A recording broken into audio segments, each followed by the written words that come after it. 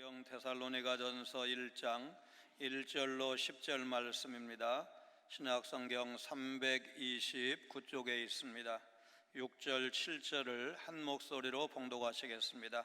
데살로니가전서 1장 6절 7절 같이 읽습니다. 또 너희는 많은 환난 가운데서 성령의 기쁨으로 말씀을 받아 우리와 주를 본받은 자가 되었으니 그러므로 너희가 마게도냐와 아가야에 있는 모든 믿는 자의 본이 되었느니라. 아멘. 지상에 완벽한 교회는 없습니다. 천국에 가야 그곳에 하나님이 계시고 성화된 성도들이 있고 천사들의 수종을 받으면서 완벽한 교회는 천상에만 있습니다. 지상에 있었던 교회 가운데 완벽한 교회는 아니지만 그래도 후대의 모범이 될, 귀감이 될 만한 좋은 교회는 있었습니다. 사도행전 2장의 예루살렘 교회가 그런 교회였습니다. 이 예루살렘 교회는 날마다 모이기에 힘썼던 교회입니다. 또 떡을 떼면서 말씀을 강론하고 배우면서 성도의 교제에도 힘썼던 그런 교회가 예루살렘 교회입니다. 좀 시간이 지나서 안디옥 교회가 나오는데 이 안디옥 교회는 최초로 선교사를 파송한 그런 교회로 기록되어 있습니다. 그런 의미에서 후대의 교회에게 선교하는 교회의 모범이 바로 안디옥 교회다, 그렇게 말할 수가 있습니다. 오늘 이제 데살로니가 교회는 사도 바울이 칭찬하는 교회로 우리에게 등장하고 있는데 과연 어떤 교회였기에 사도 바울이 이 데살로니가 교회 성도들을 칭찬했을까? 디모데와 실라가 사도 바울에게 이 데살로니가 교회 성도들이 신앙생활을 아주 바로 하고 있다고, 잘하고 있다고 좋은 소식을 가져왔습니다. 어려운 상황에서 세워졌는데 교회의 설립자 격인 이 사도 바울을 감동시키기에 충분할 만한 그런 신앙생활의 모습을 보여준 교회가 데살로니가 교회인데 과연 어떤 모습으로 신앙생활을 했기에 그런 좋은 모습을 보여줄 수 있을까? 이런 질문을 하면서 오늘 본문 말씀을 보시기를 바랍니다. 당연히 이 본문 말씀의 수신자는 데살로니가 교회의 성도들입니다. 사도 바울은 이들이 하나님 아버지와 예수 그리스도 안에 있는 사람들이라고 말씀하고 있습니다. 이 말씀은 그들이 매일 하나님 안에 거하면서 하나님의 능력을 경험하며 살고 있다는 뜻입니다. 이들이 3절 말씀처럼 믿음의 역사와 사랑의 수고와 소망의 인내를 가지고 아름답게 신앙생활하는 모습을 생각할 때마다 사도 바울은 감사하지 않을 수 없었습니다. 바울과 실로아노와 디모데는 사도행전 17장을 보면 사도 바울이 데살로니가에서 선교할 때 함께 수고했던 인물들이었습니다. 사도 바울이 이렇게 이 데살로니가 전서를 쓰면서 자기 이름만 쓰지 않고 다른 두 동역자의 이름을 같이 쓴 것은 이 서신의 공동 송신자로 말하자면 성도의 교제, 그리고 데살로니가 교회 성도들을 권면하고 위로하기 위해서 말하자면 혼자만이 아니고 바울과 실라도 디모데도 같은 마음으로 응원하고 격려하고 있다는 것을 보여주기 위해서 공동 송신자로 기록을 했을 것입니다. 1절 말씀입니다. 바울과 실로아노와 디모데는 하나님 아버지와 주 예수 그리스도 안에 있는 데살로니가인의 교회에 편지하노니 은혜와 평강이 너희에게 있을지어다. 편지에서 1인칭 단수형보다 복수형을 사용하면 문체가 더 부드러워지고 설교다워집니다. 사도 바울은 데살로니가 교회 사역할 때 함께 동역했던 실라와 디모데의 이름을 자신의 이름과 함께 서신에 기록을 하므로 데살로니가 교회 성도들에게 그들이 데살로니가에서 사역할 때를 떠올리게 하고 그래서 그의 권면을 더 강화시키려는 그런 의도가 있다고 봅니다. 사도 바울은 하나님 아버지와 주 예수 그리스도를 은혜와 평강의 출처로 자신의 여러 서신서에서 언급한 바가 있는데, 오늘 본문에서도 교회의 본질과 관련해서 이제 관용구, 은혜와 평강이라는 관용구를 사용하고 있습니다. 교회는 하나님 아버지와 주 예수 그리스도로 말미암아 세워진다는 말씀입니다. 그래서 이 데살로니가 전서에 교회로적인 관심이 좀 부각되어 있구나, 이런 것을 오늘 1장에서 보여주고 있습니다. 이 데살로니가인의 교회는 사도 바울이 그리스 지역에 세운 몇 교회 가운데 한 교회입니다. 전통적으로 마게도냐의 수도는 펠라라는 곳이었지만, 로마는 이 데살로니가를 마게도냐의 수도로 삼았고, 로마인, 아가야인, 소아시아인, 이집트인, 시리아인 등이 섞여 있는 국제적인 도시, 정치, 문화, 상업의 중심지였습니다. BC 316년, 315년경에 알렉산더 대왕의 후계자 네 사람 중에 한 사람인 카산더가 이곳을 건축하고, 알렉산더 대왕의 이복 누이이자 자신의 아내의 이름을 따라서 데살로니가라고 이 도시 이름을 붙였습니다. 데살로니가는 육상, 해상 교통의 요충지였습니다. 주민 대부분은 마게도냐 사람과 헬라 사람이었고, 사도행전 17장 1절을 보면 이 도시에 유대인의 회당이 있었다, 이렇게 기록된 것을 보면 유대인들이 최소한 10가정 이상이 되어야 회당을 세웁니다. 그러니까 이 도시에 유대인들이 상당수 살고 있었다는 사실을 알 수가 있습니다. 사도 바울은 2차 전도 여행 때 빌립보를 떠나서 데살로니가로 갔고, 거기에서 3주 이상을 보냅니다. 이때 생겨난 교회가 데살로니가 교회이고, 야손이라는 사람의 집에서 예배를 드렸습니다. 그리고 교인 대부분은 당연히 이방인들이었습니다. 교인 중에는 말하자면 예배 처소를 제공한 야손을 유시해서 사도 바울의 충실한 동역자가 된 아리스타고, 세군도 같은 사람이 있었고, 디모데후서 4장 10절에 가면 데마도 바로 이 데살로니가 사람이었을 것으로 봅니다. 2절 말씀을 봅니다. 우리가 너희 모두로 말미암아 항상 하나님께 감사하며 기도할 때에 너희를 기억함은, 1인칭 복수 우리라는 말을 쓰는 것을 통해서 이제 사도적 권위를 나타내기 위해서가 아니라 사도 바울의 동역자들이 함께 여러분을 권고한다는 사실을 나타내기 위함이고, 데살로니가 교회 성도들과 더 돈독한 관계, 긴밀한 관계를 갖고 싶은 그런 의도가 여기에 숨어 있습니다. 너희 모두로 말미암아 항상 하나님께 감사하며 기도할 때 너희를 기억함은, 헬라 사람들은 편지 서두에서 상대방의 건강이나 안녕을 기원하고 위험으로부터 구출을 감사했습니다. 사도 바울은 로마서, 그리고 고린도전서, 에베소서 등 서신을 기록을 할 때 감사로 시작하는 것을 볼 수가 있습니다.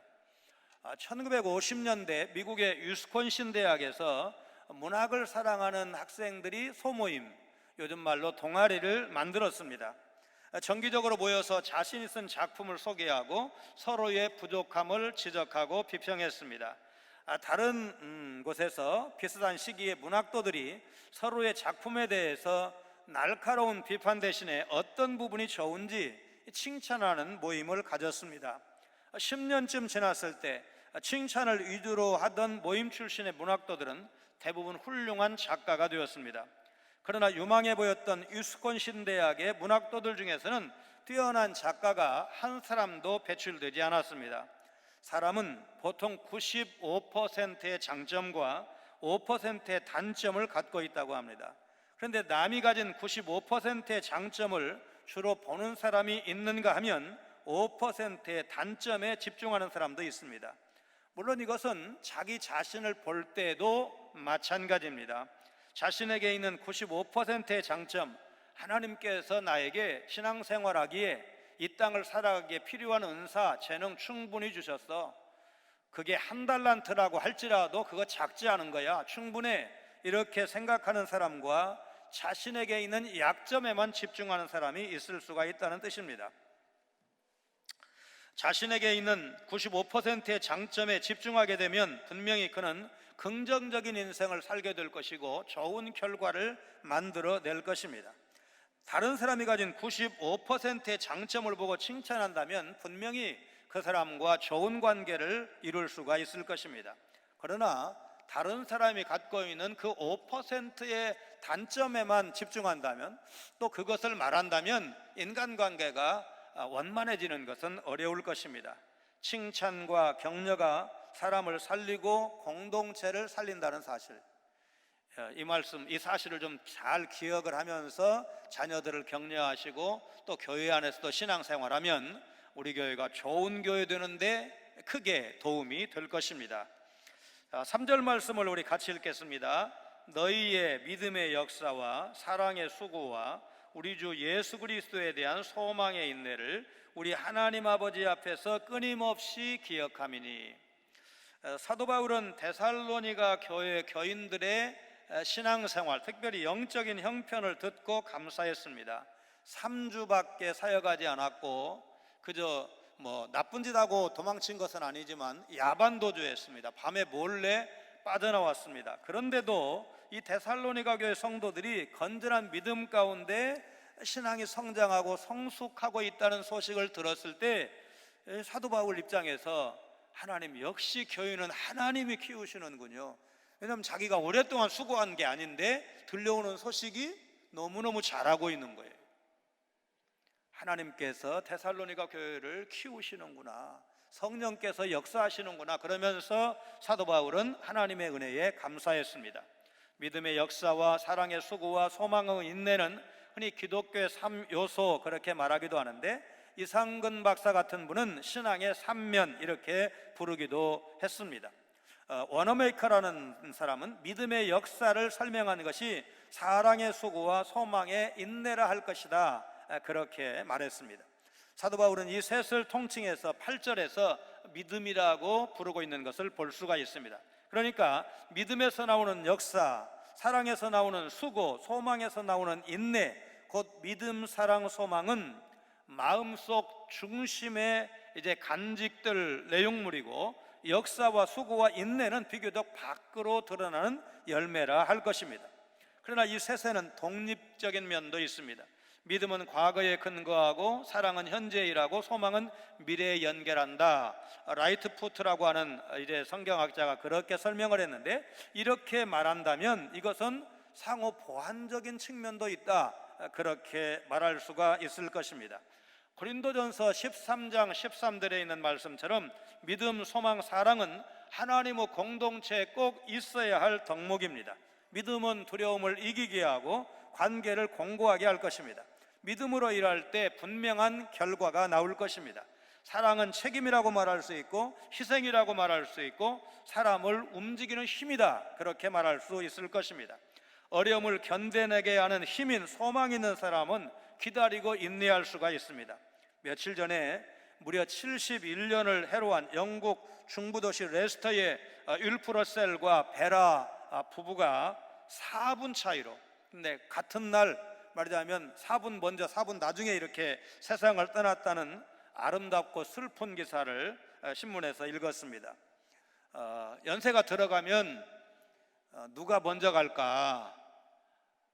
이제 우리 남자들도 많이 동의를 하지만 말하자면 여자분들 중에서 그래도 남편이 먼저 가야 말하자면 내가 뒷수습을 하지, 이렇게들 말씀을 하시는데, 그 말을 들은 남편이 기분 나빠하는 게 아니고 연세 드신 분들은 대략 그거를 긍정을 하시더라고요. 보통은 그렇잖아요.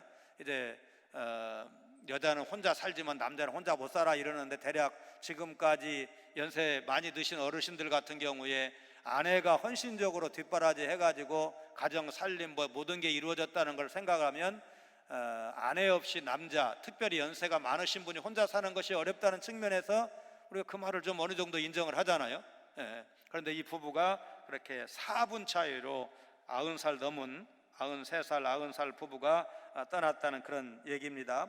이분들이 만난 것은 19살, 17살 때 처음 만났는데, 말하자면 서로 사랑하게 되었고 평생을 같이 하기로 약속을 했습니다.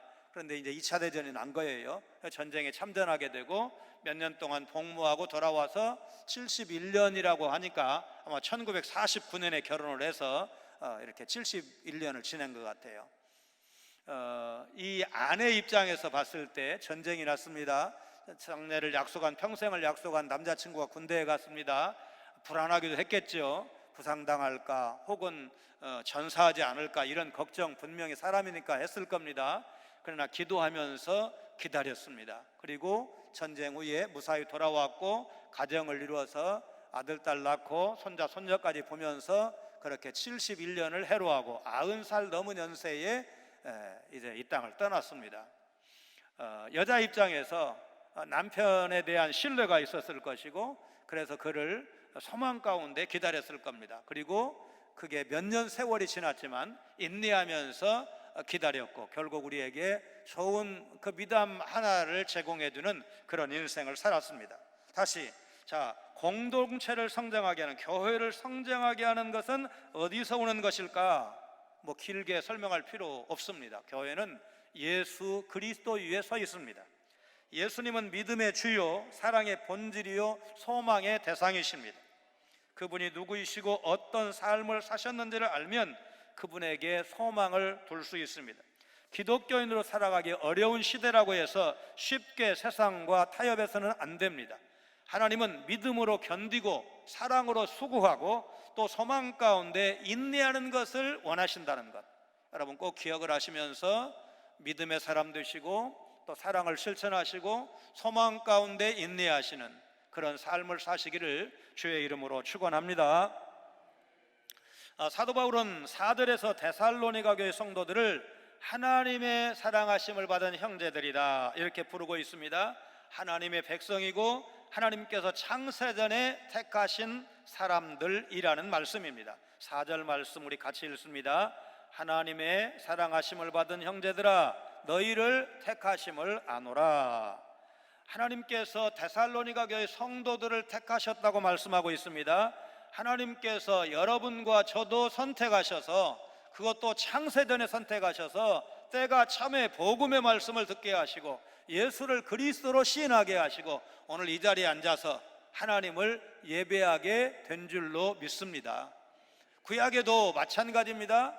구약에 특별히 신명기 4장 37절 말씀을 보면 여호와께서 내 조상들을 사랑하신 고로 그 후손인 너를 택하시고 큰 권능으로 친히 인도하여 애굽에서 나오게 하셨다는 말씀을 통해서도 하나님은 그분의 백성 이스라엘을 친히 선택하셨고 인도하신다는 사실을 분명하게 기록하고 있습니다. 사도 바울은 하나님의 택하심이 예수를 주님으로 고백하는 모든 사람에게 허락된 것이고 그것이 하나님의 섭리이고 하나님의 은혜라고 선포하고 있습니다. 여러분 잘 아시는 로마서 8장 29절 30절 말씀입니다. 하나님이 미리 아신 자들을 또한 그 아들의 형상을 본받게 하기 위하여 미리 정하셨으니 이는 그로 많은 형제 중에서 맏아들이 되게 하려 하심이니라. 또 미리 정하신 그들을 또한 부르시고 부르신 그들을 또한 의롭다 하시고 의롭다 하신 그들을 또한 영화롭게 하셨느니라. 우리 교회가 바로 데살로니가 교회와 같은 공동체가 되어야 됩니다. 데살로니가 교회 성도들처럼 우리도 교회 올 때마다 믿음의 능력을 체험해야 되고 또 주님을 사랑하듯이 서로를 사랑하셔야 되고 천국의 기쁨을 맛보는 교회가 되어야 됩니다. 믿음, 소망, 사랑의 조화를 이루는 모습을 우리가 드러낸다면, 체험한다면 분명히 우리 교회는 지금보다도 더 좋은 교회가 되고 그래서 좋은 소문이 나는 교회가 될 것입니다. 그런 교회 되는 일에 여러분 모두가 동참자가 되시기를 바랍니다. 모범적인 교회에는 모범적인 성도들이 있을 수밖에 없습니다. 데살로니가 교회 성도들은 이방인 출신이다 보니까 보수적인 유대인들과 동족 이방인들로부터 이중의 핍박을 받게 되었습니다. 그러나 성령께서 그들 마음속에 기쁨을 충만하게 해주셔서 환난도 이겨낼 수 있게 하셨습니다. 이런 신앙의 모습이 모든 믿는 자의 모범이 되었고 이 소문이 각처로 퍼져나게 되었습니다.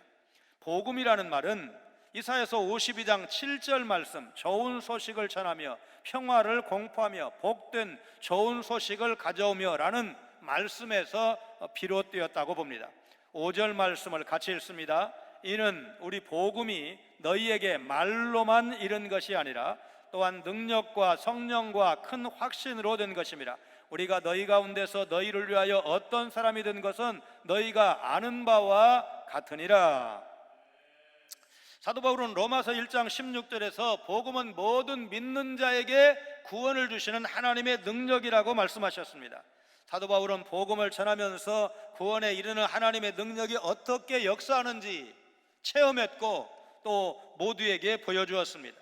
성령께서 그들 가운데 큰 확신으로 함께 하신다는 사실, 데살로니가 교회 성도들이 복음을 받을 때 분명한 내적 확신이 있었기 때문에 핍박을 견디고 좋은 교회를 만들어갔다는 사실을 오늘 데살로니가 전서를 통해서 증언하고 있습니다. 여러분과 저도 이미 이런 확신이 있기 때문에 오늘 이 자리를 나올 수가 있었던 것입니다. 만약에 그런 확신, 내적인 확신이 없다면 기도하셔야 됩니다. 말씀을 읽고 묵상하고 공부하고 제자훈련을 하고 여러 가지 훈련을 하면서 하나님 말씀이 믿어지게 해주시옵소서. 예수님이 내 주님이신 것이 믿어지게 해주시옵소서. 천국과 지옥이 있는데 천국에 가려면 예수님 없이 갈 수 없다는 사실, 지옥에 가지 않으려면 예수 믿지 않고는 지옥을 벗어날 수가 없다는 사실, 예수님께서 요한복음 14장 6절에서 내가 곧 길이요 진리요 생명이니 나로 말미암지 않고는 아버지께로 올 자가 없느니라 말씀하셨는데, 예수님만이 나의 유일한 주님이시라는 것, 예수님을 통해서만 영원한 천국에 들어갈 수 있다는 사실을 믿어지는 내적인 확신을 허락해 주옵소서. 그런 기도가 필요한 줄로 믿습니다. 예수님을 주님으로 고백하면 형통함만 있느냐? 그렇지 않습니다. 많은 환난도 받게 된다는 사실을 오늘 데살로니가 교회 성도들이 보여주고 있습니다.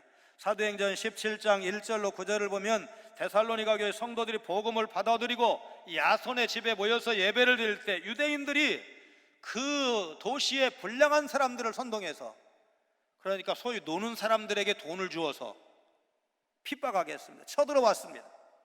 그리고 나중에 보석금을 내고 풀려나는 이야기가 사도행전 17장에 기록이 되어 있습니다. 얼마나 속상할 일입니까? 6절 7절 말씀을 같이 읽습니다. 또 너희는 많은 환난 가운데서 성령의 기쁨으로 말씀을 받아 우리와 주를 본받은 자가 되었으니 그러므로 너희가 마게도냐와 아가야에 있는 모든 믿는 자의 본이 되었느니라. 사도 바울은 데살로니가 교회 성도들이 그런 환난을 당한 것이 그리스도의 고난에 참여한 것이라고 빌립보 3장 10절에서 말씀한 바가 있습니다. 데살로니가 교회 성도들은 핍박을 받으면서도 성령이 주시는 기쁨 안에서 복음을 받아들였고 마게도냐와 아가야에 있는 성도에게 모범이 되었다고 했습니다. 데살로니가 교회 성도들이 우리와 주를 본받은 자가 되었다는 말씀은 그들이 사도들과 그리스도의 모범을 따랐다는 말씀입니다. 고린도전서 11장 1절 말씀 기억하실 것입니다. 같이 읽습니다. 내가 그리스도를 본받는 자가 된 것 같이 너희는 나를 본받는 자가 되라. 데살로니가 교회 성도들은 짧은 기간 사도 바울의 가르침을 받았지만 너무나 강렬한 인상을 받았고 사도 바울처럼 신앙생활을 했다는 뜻입니다. 사도 바울은 예수님, 부활하신 예수님을 만났고 그분으로부터 말씀을 받고 은혜를 받았기 때문에 그는 그리스도를 보여주었습니다. 그러니까 결국 데살로니가 교회 성도들은 사도 바울을 통해서 사도 바울이 모델로 삼고 있는 예수님을 닮아갔다는 뜻입니다. 인격적인 면에서, 신앙적인 측면에서, 삶의 모든 영역에서 데살로니가 교회 성도들은 사도 바울을 닮아갔고 예수님을 닮아갔다는 뜻입니다. 이런 말하자면 선순환이 여러분과 저에게도 있어야 할 줄로 믿습니다. 볼세비키 혁명이 일어난 직후 소련에서는 하나님께 예배드리는 것이 목숨을 건 몸일 만큼 기독교에 대한 국가의 박해가 극심했습니다. 그래도 기독교인들은 비밀리에 모여서 조심스럽게 예배를 드리곤 했습니다. 그러던 어느 날 교인 몇십 명이 지하에서 예배를 드리고 있는데 갑자기 총을 든 소련군 몇 명이 문을 박차고 들어왔습니다. 꼼짝하지 마. 이 자리에서 너희를 즉결 처분하겠다. 단 한 번의 기회를 준다. 이제라도 예수를 배반할 사람은 즉시 이곳을 떠나라. 그러자 무서워 벌벌 떨던 몇 사람이 일어났습니다. 군인들은 그들의 등을 떨리면서 빨리 나가라고 소리쳤고 그들은 밖으로 도망쳤습니다. 하지만 군인들의 위협에도 대다수 교인들은 창백해진 얼굴로 죽음을 각오한 채 기도하고 있었습니다.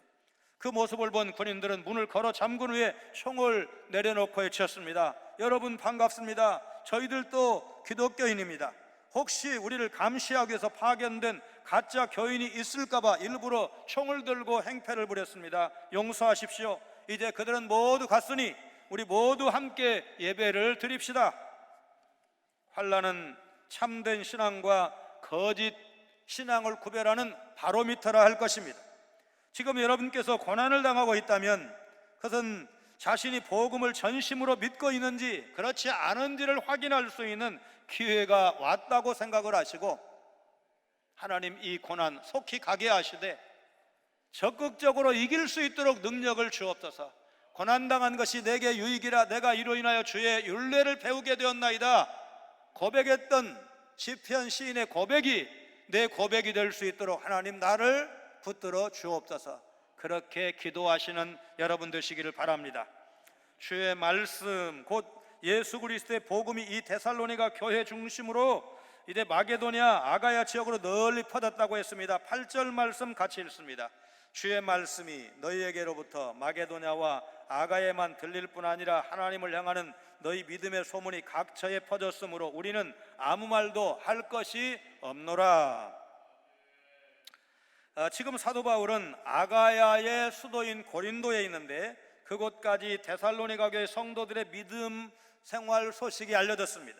그 소문의 내용은 그들이 하나님을 향한 믿음을 가지고 있다는 것입니다. 이 데살로니가 교회 성도들이 하나님 보시기에 합당한 삶을 살고 있었던 것입니다. 데살로니가 교회 성도들은 복음을 받아들인 후에 다른 사람과 구별되는 성결한 삶을 살고 있었습니다. 언제? 핍박과 환난 가운데서도. 신앙생활하면서 성령이 주시는 기쁨을 여러분 체험하시기를 바랍니다. 우리의 믿음이 주변 사람들에게, 누군가에게, 지켜보는 누군가에게 예수 믿으려면 저렇게 믿어야 되나 봐, 여러분 그런 좋은 본보기가 되시기를 바랍니다. 성경에 좋은 믿음의 간증자들이 많이 있는데 창세기 26장에 나오는 이삭도 사실 아버지가 너무 유명하고 아들이 너무 유별나서 좀 조용한 사람, 평범한 사람처럼 보이지만 이삭 좋은 사람, 믿음의 사람, 좋은 간증자입니다.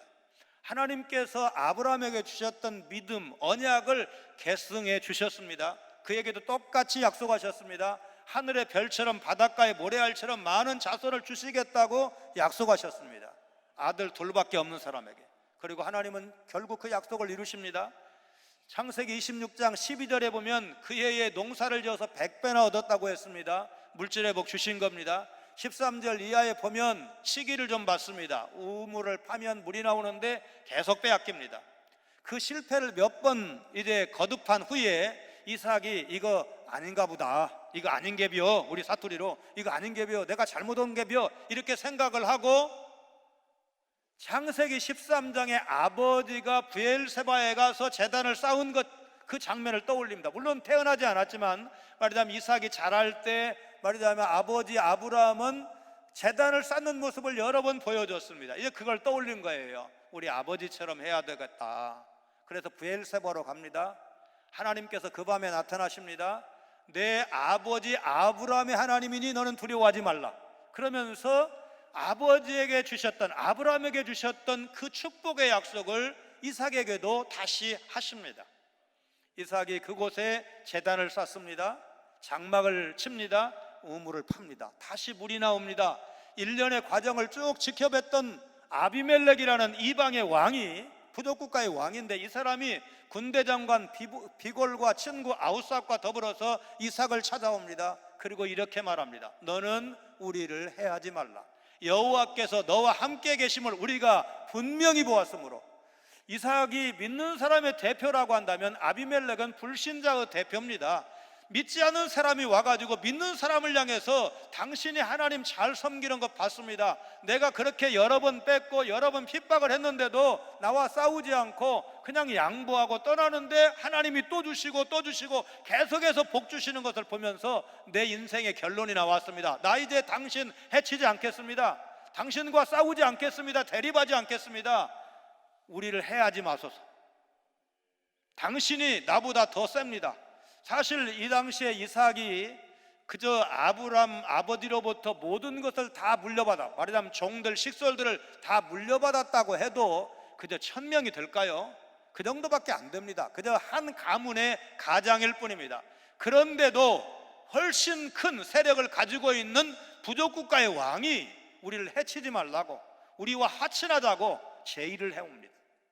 저는 이것이 진정한 간증이라고 봅니다. 믿지 않는 사람들 눈에도 하나님이 살아계시고 믿는 사람을 위해서 역사하시고 피할 길을 주시고 더 좋은 것을 주시고 형통하게 하시고 이기게 하시는 하나님이시라는 것을 불신자가 봤는데, 여러분도 저도 이런 간증을 남기는 삶을 살아갈 수 있기를 주님의 이름으로 축원합니다. 데살로니가 교회 성도들은 우상을 버리고 하나님께 돌아온 사람들입니다. 죄를 좋아하고 즐기던 인생에서 방향을 전환해서 하나님이 기뻐하시는 거룩한 삶을 살기 시작한 것입니다. 9절 말씀 같이 읽습니다. 그들이 우리에 대하여 스스로 말하기를 우리가 어떻게 너희 가운데 들어갔는지와 너희가 어떻게 우상을 버리고 하나님께로 돌아와서 살아계시고 참되신 하나님을 섬기는지와. 사람은 본래 하나님의 형상대로 지음을 받았기 때문에 하나님을 예배하는 것이 마땅합니다. 우리가 소요리 문답에서 공부한 바가 있습니다. 사람의 제일 되는 목적이 무엇입니까? 이 질문 앞에 우리가 뭐라고 대답을 해야 되느냐? 하나님을 영화롭게 하는 것과 영원토록 그를 즐거워하는 것입니다.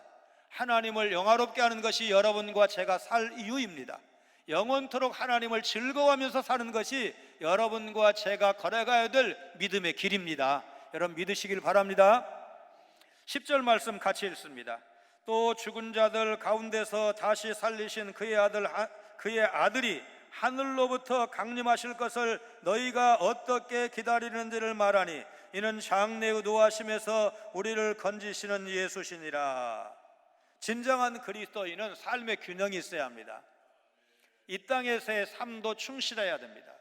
우리가 직장에서 또 무슨 일을 하든지 간에 어느 위치에 있든지 간에 그 위치에서 최선을 다하고 안 믿는 사람들 눈에도 역시 믿는 사람이라 진실하고 확실한 사람이다, 거짓말하지 않는다, 장난치지 않는다, 이런 삶을 살아야 됩니다. 동시에 우리는 하늘나라 시민권을 가지고 있는 천국 백성이기 때문에 예수님이 말씀하신 재림의 약속도 믿어야 합니다. 이 세상에서의 삶도 충실해야 되고 영원한 천국 우리 주님 앞에도 서야 한다는 사실, 우리 주님이 다시 오실 재림의 순간이 우리에게 기약으로 남아있다는 사실을 기억하면서 살아야 됩니다. 재림은 초기 기독교부터 지금까지 기독교의 중심 메시지였습니다. 예수님의 재림은 다른 말로 하면 하나님의 심판입니다. 초림 예수님은 우리를 구원하시기 위해서 오셨지만 재림의 주님은 심판하러 오십니다. 그때에 주 안에서 자는 자들이 먼저 일어나서 공중에서 주님을 영접하게 되고 살아있는 자들도 주님을 영접하게 된다고 앞으로 우리가 이 데살로니가전서 4장 13절 이하의 말씀에 가면 자세하게 공부하게 될 것입니다. 그때를 생각하면서 우리가 깨어 있어야 됩니다. 예수님이 우리 살아 있을 때에도 오실 수 있다. 그 재림의 주님을 우리가 부끄럽지 않게 기쁨으로 소망 가운데 영접해야 된다. 우리는 그 재림을 기다리면서 살아야 됩니다. 미국의 캘리포니아 연안 몬트레이라는 곳에 오랫동안 펠리컨들의 천국이라는 그런 소문이 있었습니다. 어부들이 잡아올린 물고기를 잡을 때 이제 잔챙이는 모두 버리는데 이것이 펠리컨들의 좋은 먹잇감이 되었습니다. 그런데 어느 날부터 그 잔챙이가 상업적으로 아마 우리가 이제 그 포장마차 같은 데서 먹는 오뎅 같은 거, 그런 거 있죠. 뭐 이런 거를 만드는 재료로 활용되기 시작을 했습니다. 그러다 보니까 이제 펠리컨들 먹잇감이 줄어들기 시작했고 굶어 죽는 녀석들이 하나씩 생기기 시작했습니다. 이것을 본 어부들이 남쪽 지방으로부터 먹이를 스스로 잡을 줄 아는 펠리컨 몇 마리를 잡아왔습니다. 풀어놓았습니다. 새로운 펠리컨들이 능숙하게 먹이를 스스로 잡아먹는 모습을 보면서 굶주렸던 펠리컨들도 물고기를 잡아먹기 시작했습니다. 자녀들은 부모의 말을 통해서 배우는 게 아니고 부모의 뒷모습을 통해서 배운다는 말이 있습니다. 거룩한 부모로부터 거룩한 자녀가 나오기 마련이고 주의를 오락으로 보내는 부모에게서 주의를 어기는 자녀가 나올 수밖에 없습니다.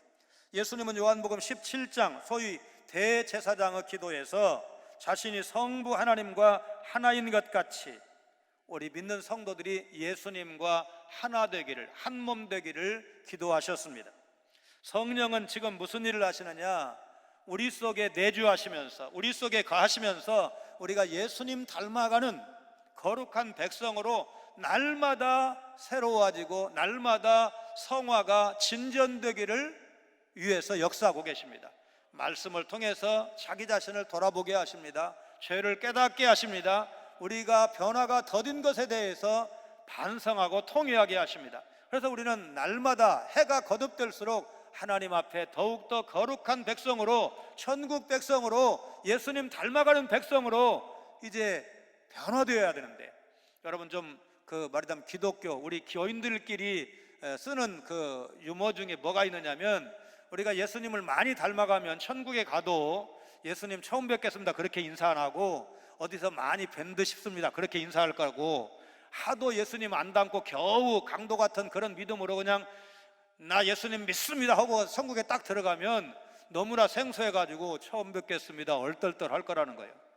여러분, 우리가 사람과 사람도 같이 살고 또 그 말을 많이 듣고, 말하자면 목사의 설교를 많이 들면 교인들도 목사와 비슷해진다 뭐 그런 말 씁니다. 부부는 나이가 들수록 닮아간다 그런 말을 씁니다. 일면 사실인 것 같기도 하고, 뭐 안 닮은 건 역시 안 닮은 것 같아 뭐 또 그럴 수도 있습니다. 여러분, 우리는 늘 주님을 묵상하는 삶입니다. 예수를 그리스도로 믿는 순간부터 죽는 순간까지 아마도 천국에 가도 우리의 소원은 주님을 닮는 것일 겁니다. 말씀을 통해서 예수님이 보여지면 그 주님을 내 주님으로, 내가 닮아가야 될 모델로 삼아야 됩니다. 여러분, 엎드려서 기도할 때마다 깨닫는 바가 있어야 됩니다. 하나님이 잠잠하게 말씀하실 겁니다. 여러분, 목사의 설교를 통해서 깨닫게 되지만 장로님이 기도하실 때 깨달을 수도 있습니다. 찬양대가 찬양을 할 때 감동이 밀려올 수도 있습니다. 눈물이 날 수도 있습니다. 여러분, 그때 그 감동을 우리가 놓치지 않아야 됩니다. 내가 잘못 살았구나, 더 열심히 해야지, 주님을 더 많이 사랑해야지, 다른 형제를 더 많이 섬기면서 살아야지, 이러면서 우리는 주님을 더 닮아가야 됩니다. 그런 인생 살아갈 것을 결심하시는 여러분 되시기를 바랍니다. 죄를 향하던 우리의 의지가 하나님을 사랑하고 하나님을 섬기며 그리스도께로만 향하게 될 때 그 인생 복된 인생인 줄로 믿습니다. 우리는 늘 우리가 가는 방향이 바른지에 대해서 되돌아봐야 되고 점검해야 됩니다. 나도 모르게 우상처럼 섬기는 부분이 생기지 않았는지 점검하셔야 됩니다. 그런 의미에서 인생은 속도보다 훨씬 중요한 것이 방향입니다. 잘못된 길로 더 멀리 가기 전에, 더 늦기 전에 돌이켜 하나님께로 방향을 전환하셔야 합니다. 그럴 때 하나님이 어떤 은혜를 주시는지 경험할 수가 있고, 우리는 이삭과 같은 그런 간증자가 될 수 있는 것입니다. 데살로니가 교회는 짧은 기간 동안 세워진 교회는 보기 드문 모범적인 교회였습니다. 그 비결은 예수님 중심, 말씀 중심의 신앙에서 찾을 수가 있습니다. 그래서 데살로니가 교회 성도들은 좋은 소문이 났고 구원의 통로로 아름답게 귀하게 쓰임받을 수가 있었습니다. 그 말하자면 뿌리가 계속되어서 자라서 오늘날 여러분 그리스는 잘 아시는 바와 같이 우리와 약간 다르긴 하지만 그리스 정교회지만 정말 거의 모든 국민들이 다 예수 믿는 백성들입니다. 오늘 우리 교회가 어떤 소문이 나 있는지, 여러분 그 소문을 말하자면 우리가 성광교회 교인인지 모르는 사람들이 성광교회에 대해서 말할 때 그게 바로 소문입니다. 누군가가 그렇게 말했기 때문에 믿지 않는 사람이 내가 성광교회 교인인 줄 모르고 그렇게 말하는 것입니다.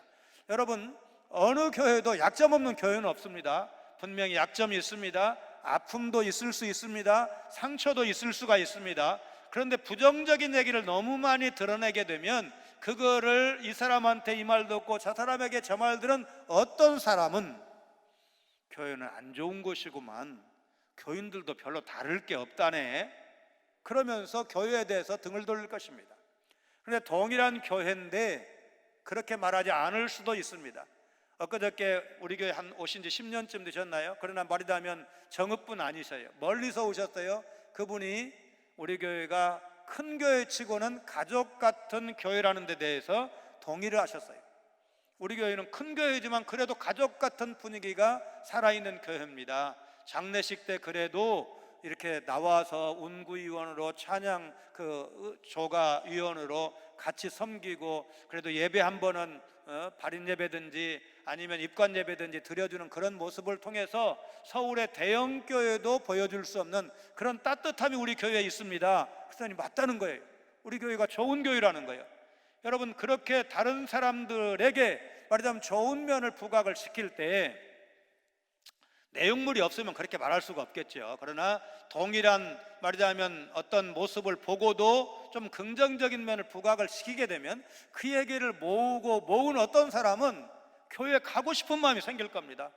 가면은 성광교회 가겠다고 결심하게 될 것입니다. 와서 예배를 한번 드려보니까 자기가 찾았던 그 분위기, 그 교회가 바로 이 교회라는 것을 알게 될 것입니다.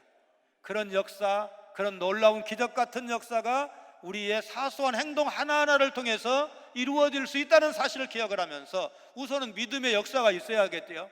사랑의 수고도 있어야 되겠죠. 여러분, 어려운 때를 우리가 보내고 있는데 여러분, 신앙생활 간단치 않습니다. 환난과 고난과 역경이 우리에게 있을 수가 있습니다. 그때 인내하면서 우리가 신앙생활 한다면 우리의 모습을 통해서 누군가는 주님을 만날 수 있다는 사실, 또 그렇게 되어야 한다는 것 기억을 하시면서 남은 날도 좋은 교회 만드는 일에, 하나님께서 영광 받으시는 교회, 좋은 소문 나는 교회 만드는 일에 여러분 모두가 동참자가 되시고 또 그런 교회에서 마음껏 주님을 섬기시는 여러분 모두가 되시기를 주의 이름으로 축원합니다. 거룩하신 하나님, 우리는 창세전에 하나님의 선택을 받아 영광스러운 하나님의 자녀된 것을 믿고 감사를 드립니다.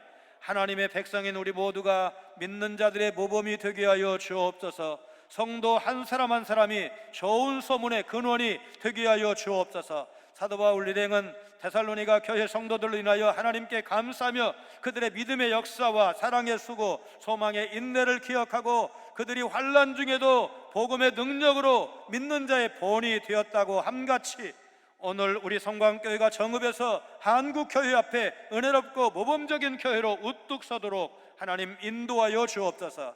이런 일련의 과정을 통해 하나님께 큰 영광 돌리도록 저희들 한 사람 한 사람을 주님의 복음의 도구로, 주의 선한 사업의 도구로 사용하여 주옵소서. 예수님 거룩하신 이름으로 간절히 기도하옵나이다. 아멘.